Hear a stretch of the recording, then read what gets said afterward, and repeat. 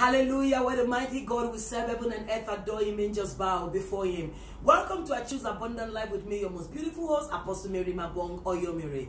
It is the day the Lord has made. We rejoice, we are rejoicing, we are glad in it. God is God. God is able to do exceedingly abundantly above all that we can ever think, all that we can ever imagine, or we can ever ask, in the name of Jesus, according to the power of his Holy Spirit that liveth and that's working inside every one of us. To God alone be all the glory. Every blessing and every promise that God gives us, he gives us his promises via the Spirit. He gives us his promises via his word. The word of God is spirit, God is spirit, his word is spirit. Everything about him starts first from the Spirit. Everything God gives, it starts from the Spirit, whether it's a word, whether it's a dream, whether it's a vision, whether it's an inspiration. It all starts from the Spirit. My message simply to us this morning is, how do we convert what we see in the Spirit? How do we convert it into this material world? How do we bring everything that we have seen? How do we bring this this vision? How do we bring this inspiration?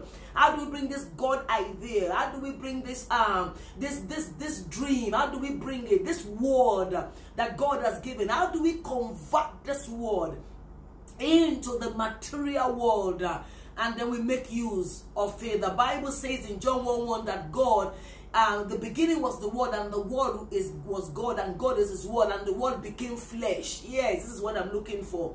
John 1:1, you read down, and the Word became flesh and dwell amongst us. How do we convert the word from the Spirit and make it tangible? I love that.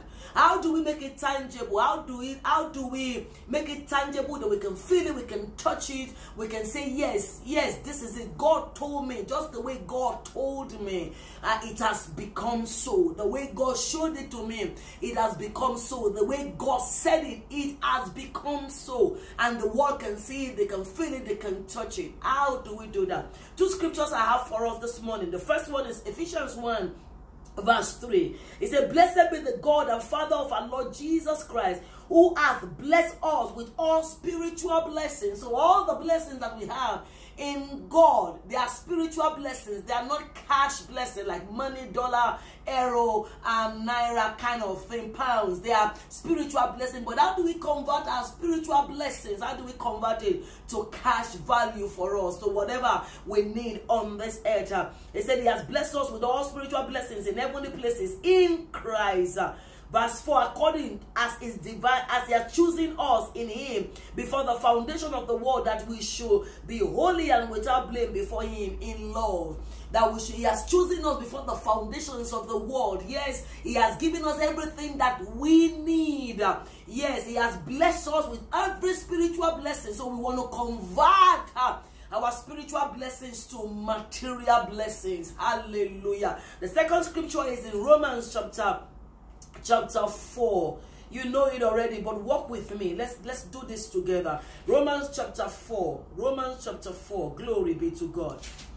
From verse 17. I'm talking about the story of Abraham. Two ingredients we want to look at today, this morning, this afternoon, this night, this whatever time you'll be watching this. Two ingredients. The first one is what? Hope. And the second one is unshakable faith. How do you convert what you have seen? Hope, number one, and unshakable faith. Number two, what is hope? It's a feeling, look at it now, I wrote it down, a feeling of expectation and desire for a particular thing. Hope is a feeling of expectation. So even if the earth has to quake, that feeling that you have for that expectation cannot be tampered with. It means your heart is solid rock on what you have seen, what you are expecting. Even if the world has to shake and the heavens has to shake, nothing must shake that thing that you have hoped in.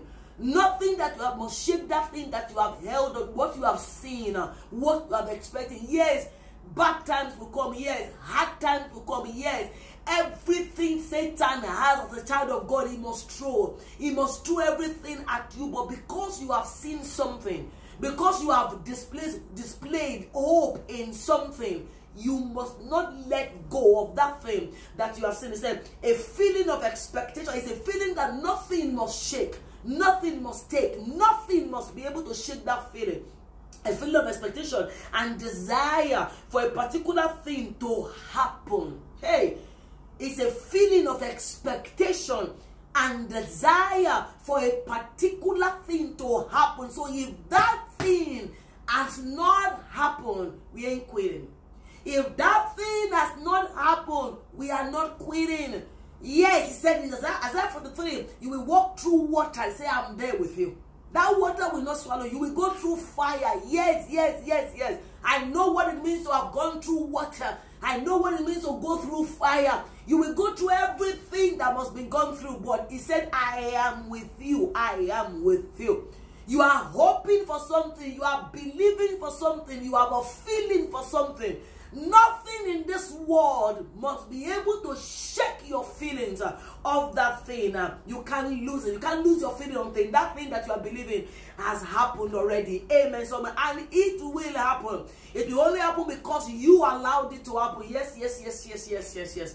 The Matthew says, whatever we allow on earth, whatever we permit, heaven has already permitted. It's not going to, but already did. Whatever we bind here, whatever we lose, whatever we disallow, heaven already disallowed it. So if you keep your hope alive, if you keep your hope going, yes, everything, yes, you will cry. If you got to cry, cry and cry, cry, cry. Cry makes your face, your eyes beautiful. Anyhow, cry. God is collecting all our tears in a bottle. Keep on crying. Do whatever you got to do. Yes, yes. Keep on asking. Keep on seeking. Keep on knocking. Keep the hope alive. You are the only one that can do it until that thing is an unshakable faith. So we read Romans 4 from verse 17. As it is written, I have made thee a father of many nations. I have made thee. He has not seen the materialization of this thing. It's a spiritual promise. It's a word promise. Jesus said the words that I speak, they are what? They are spirit and they are life. So the word of God is spirit first. And how do we convert that word, that promise, into material results, material blessings for us? Why can we make that word that we see in the spirit, that promise that we see, we are so much we so much believe in this thing. We have seen it. How does it become tangible? How do we make it tangible?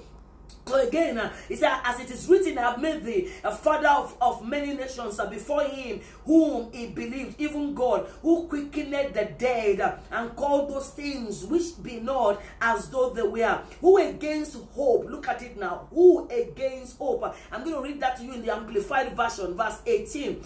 Romans 4:18. For Abraham, human reason for hope being gone.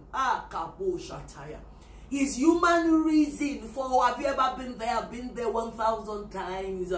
I've been there 1,000 times and I said, God, you lied to me. Have you ever been there? If you have not been there, you have not seen God yet. If you have not been there, if you have not been where you have asked God, you lied to me, but you say you don't lie. You deceive me, but you are not a deceiver. Oh, why is this not coming? And why is that? Do you know what it means to hold on to a promise for 20 years, for 25 years?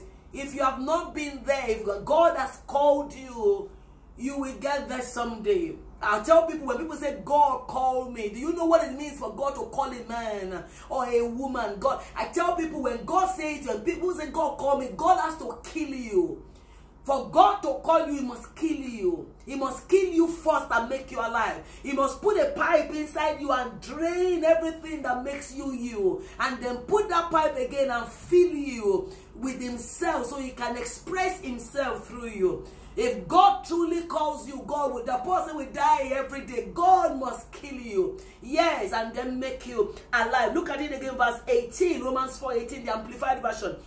For Abraham, that was promised. It was promised again. Was given this promise, this spiritual promise, this word that has been written. God said, as it is written. He gave him this promise, and he says, for Abraham, human reason for hope being gone. Is human reason for hope is gone. Hope in faith. He now hope in faith that he should become the father to many nations as he had been promised. So so numberless shall your descendants be. He did not weaken in faith when he considered the utter impotence of his own body, which was as good as dead because he was about 100 years old, or when he considered the barrenness of Sarah deadened womb. No unbelief or distrust made him waver.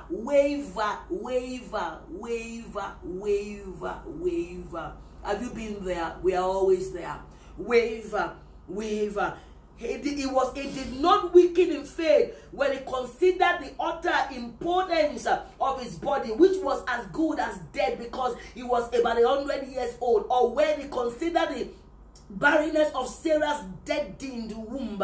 No unbelief or distrust made him waver, doubtingly questioned concerning the promise of God, but he grew stronger and was empowered by faith as he gave praise and glory to God, fully satisfied and assured, that